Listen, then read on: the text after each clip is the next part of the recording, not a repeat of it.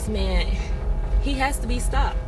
See, they just stopped. No, but no, you need a greater force than that.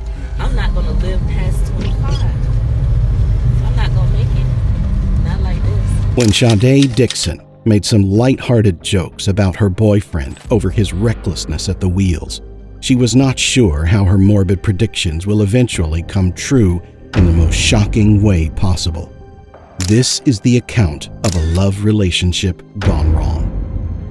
The year is 2017, and Marquis Lloyd, a 41-year-old man, is seen being brought into an interrogation room. He is handcuffed, and the chains are biting into his skin as he appears really uncomfortable. He calls out to the officers and deputies standing outside the open interrogation room to help loosen up the cuffs, but no one pays him any attention. Excuse me, bro. You loosen up this right cuff for me? Yes, sir. Give us a look. Let me check it. Yeah. Yes, sir. Come on, man, y'all. Listen, yes, sir. We're gonna take care of it, all right? We have the fireman coming to check you out and look at your injuries right now. Okay, and then we'll be able to manipulate the cuffs for you, okay, sir? Although some of them act like they would help him out, no one does anything about his uncomfortable cuffs. Much later, some detectives come in and eventually work on the cuffs without taking them off. I can see space in the handcuff. I can see space between the skin there. I'm gonna open up. Listen, I'm gonna open up just a little bit. Oh, shit. Come on. Just a little bit, you know. After clearing up his bloodied face, they get to the business of the day, which is an interrogation. They begin by asking him for his name and some basic information about him. Marquis, give me your name and date of birth again. Lord, 10875. Okay, Marquis. They also ask if he knows why he is there, Can you tell us why you think you're here tonight? which is on account of the demise of a lady known as Sade. Marquis objects to the allegations of him simply opening fire at the victim. This is in reference to a homicide that occurred about a week ago. And you know the one we're talking about. You've been running for a reason. You've been all over the news. You're well aware of why we've been looking for you. I'm running because the news, because y'all making up stories. I just came to the house, started shooting Sade, which that's a complete lie. However, all of that is unnecessary as it will eventually be revealed what happened between him and Sade, the unfortunate young lady who used to be his girlfriend. It turns out Sade had met Marquis on Facebook and they soon became friends. This was after he had just gotten out of jail. Eventually, a love relationship blossomed between the two, and soon enough, she took in for him. At the start, it looks as though this development will bring the two together to raise a family, but it will soon be discovered that this will never happen. One day in December 2016, Sade and Marquis got into a fight, and he physically assaulted her. As a result, she left his house and moved back in with her parents. After some medical checkups to ascertain the health of the baby, she stayed back with her folks. Marquis eventually shows up at her parents' home one day, and as she goes out to see him, another fight ensues. Sade's brother Ronald, who is at home at the time, goes out to find out what is going on, and from inside the house, the sounds of gunshots are heard by Sade's parents. They rush out to discover both of their children lying on the floor. While Sade is fatally injured and doesn't survive, Ronald, by some miracle, survives and becomes an indispensable witness in the case later on.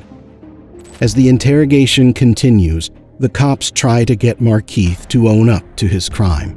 He speaks in scanty details and continues to insist that the media is lying about everything they say about the case. I wrote it. I've seen it on news myself. Marquis, forget the news. The news put in there whatever they want to put in there. I'm telling you, I'm the one who wrote it. That's what they did. That's what they said. No, that's what the news are saying. They're gonna fill in the I blanks. just came to the door, started shooting Sade. That's a fucking lie. That's not what was written. He tells the cops that Sade was the first person to draw out a firearm, and he had to disarm her as a part of self-defense. Y'all know Sade when he got a gun. Y'all got a gun. What happened downstairs? She when he got a gun, her brother ended up coming out and he jumped on me. That's how the shit happened. Which one, the older brother or the younger brother? Because she's got two The brothers. older brother and the younger brother got dropped out while man was outside talking, so all that about me just coming there and shooting up the place, that's a lie. As the detectives continue to ask him questions about the sad incident, he demands his attorney.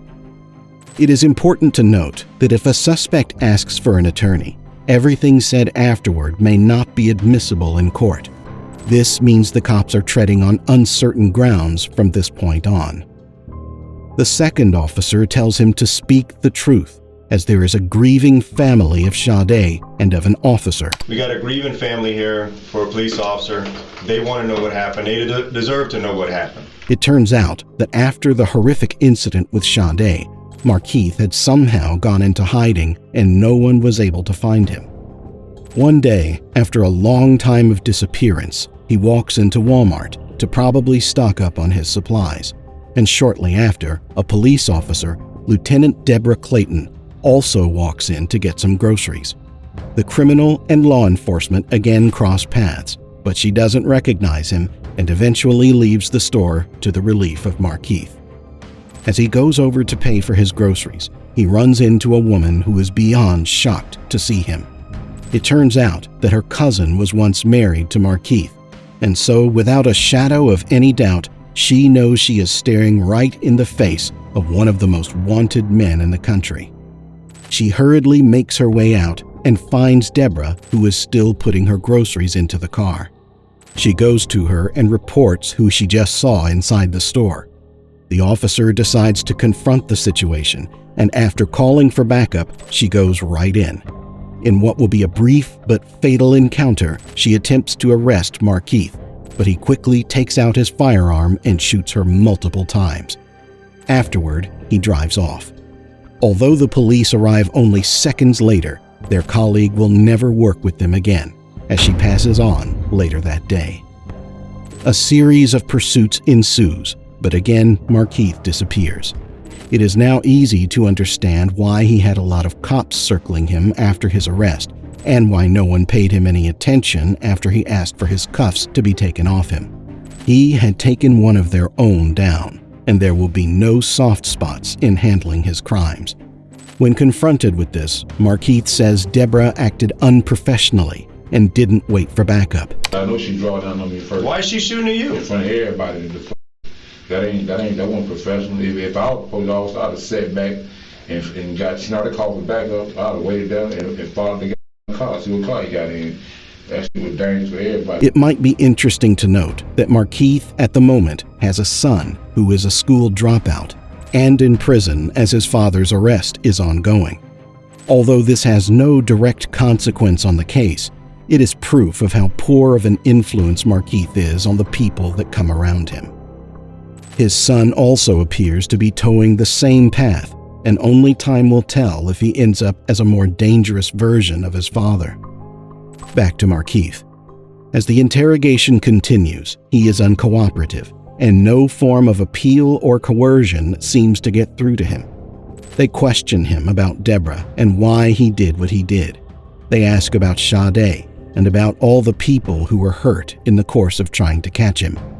They also try to evoke a sense of guilt in asking about his unborn baby that was also lost with Sade. What goes through your mind when you think about your baby in that belly and not living anymore? That baby died because of the actions that happened that day. Sadly, nothing works, and the criminal either justifies this by acting as the victim or repeatedly saying that the media is distorting the real account of things between Sade and him. After attempts to get him to speak and tell his side of the story, Marquis is as adamant as ever. He continues to request for medical help while cursing at his interrogators. Come on, man, get the fuck out of here with that bullshit. My mother can't look at you. Give me some medical attention. The cops ask for details about his interactions with people he called after leaving Walmart on that fateful day, but he insists that he never had help from anyone. He is obviously interested in putting himself out as a strong and independent man. In the end, the interrogation devolves into a naming and shaming episode. The officers call him spineless and weak, a poor representation of a man who wanted to be one of America's most wanted. This is as contained in a post he had made on Facebook shortly before taking Sade's life. I'm talking about you talking about being America's most wanted. What do you mean by that? You don't know me. Oh, you talking about being legendary. What is that about? By me standing up for myself.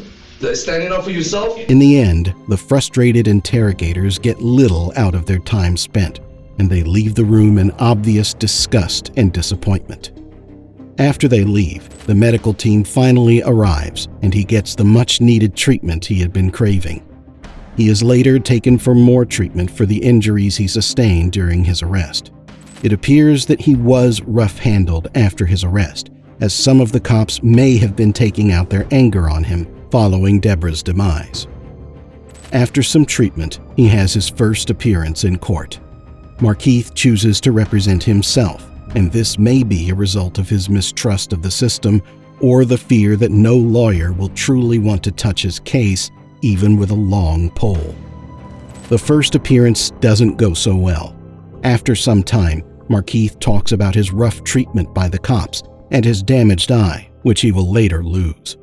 He also says it is unfair to have arrested some people connected to him as he acted alone. This may have been his way of trying to protect the people involved, which includes his niece, an ex-girlfriend, and a former manager of a fast food franchise where he had worked earlier. I'm not finished talking because y'all been making up the whole time, and then y'all make up stuff on my family, lock them. I was out there by myself. How in the hell anybody help me doing anything? In any case, not so much seems to be going well for Marquis, as he has a track record of being in and out of police trouble, having been arrested 20 times since 1994. His first arrest doesn't end well, and he ends up cursing the judge. The second appearance is briefer. Marquis refuses to identify as himself or answer any of her questions, and instead wants the judge to state her name. There ain't no Marquis Lloyd. Who are you? All right, you're here for murder of a law enforcement officer, attempted murder of a law enforcement officer, carjacking with a firearm, aggravated assault May I have your name, please? with intent to commit a felony, and finally, possession of a bulletproof vest and commission of a felony. He curses at her again, and he is led away. Not much is also achieved in his third appearance. Eventually, Marquis requests the services of a very expensive attorney, and his request is granted. The trial for the demise of Sade begins, and he gives his account of the story from the start of the relationship. After he goes out of prison, he meets Sade online, and they become friends. He feels she should have some modesty in her dress, but just wants to work things out in the relationship. When I first picked up, she came out and she had on some shorts, booty shorts. So I was gonna say something, but I didn't say anything. A queen don't dress like that. Soon, she takes in for him, and they are happy about it. However, mistrust issues begin, as Sade feels he is seeing someone else while she is in school. One day, she went somewhere. By this time, she just lied. She was lied about so much stuff, so I didn't trust her. He also has his grouse with her over her smoking habits. He's concerned for the baby's health and really wants a baby. As a convicted felon, he cannot adopt a baby, so he really wants this baby with his girlfriend. A lot of people didn't pick up on it, but she lied. She got the phone now. She lied. We get in the car. Then she was like, I need to check. I need to check when I conceive. What did that mean to you? I feel like she was pregnant before I got with her. Okay. And how'd you feel about that? I didn't care. I wanted a baby. However, things continue to deteriorate between the two. Marquis admits to reviving a relationship with an ex-female friend while still with Sade. According to him, he wanted her to help raise his baby from Sade, as he was sure he wanted to end things because of her drug addictions. So she went somewhere, so I called Janice. So she was like, where your girl at? I said, I don't know. She probably with somebody. I don't know. Me and Janice went and had sex. And so that's when I told him, like, man, me and you go get back together. I'm like, I'm going to get her 6 months to get her stuff together. I said, she got her stuff together, I'm going to stay with her. I said, if she don't, me and you go get back together. Because at 6 months, she ain't going to be able to get her abortion. So then she was like, all right, bet. So I had to make the future plans for Janice to be the mother. Soon, Sade calls off the relationship and avoids communication with him until one day, a day before the tragic event when she tells him not to expect any baby. This prompts the visit. While there, He claims Sade brought out her firearm first, but he quickly disarmed her. Ronald, her brother, had heard the loud arguments and came to find out what was going on. Upon seeing Ronald, Sade taunts Marquis, saying her brother will take him down, and Ronald attacks him. Marquis tries to show Ronald the weapon he took from his sister, but is attacked in the course of doing so. With the ongoing commotion, he opens fire at his assailants. Ronald, however, tells the tale from when he came out to broker peace between the two erstwhile lovers. He says that Marquis fired at them without provocation, even though they were unarmed and trying to get back into the house. After more deliberations, Marquis' past is revealed. He grew up in a largely dysfunctional environment where the people either robbed or sold unethical medical drugs. As a child, he was exposed to extreme poverty, violence, poor upbringing, and a deceased father who met his end from an overdose. He was also the victim of abduction at some point and prolonged physical assault. Also, he almost lost his life during one of his times in prison when someone drove an icicle into him. The jury agreed that his upbringing could have affected him deeply, so he is sentenced to life imprisonment without the possibility of parole. In Officer Deborah's case, however, he doesn't get so lucky, and the jury agrees that his life should be put to an end. If you enjoyed this episode and like to see more stories on true crime, then be sure to subscribe to our channel. This way, you'll be notified every single time we upload new videos. Thank you for watching.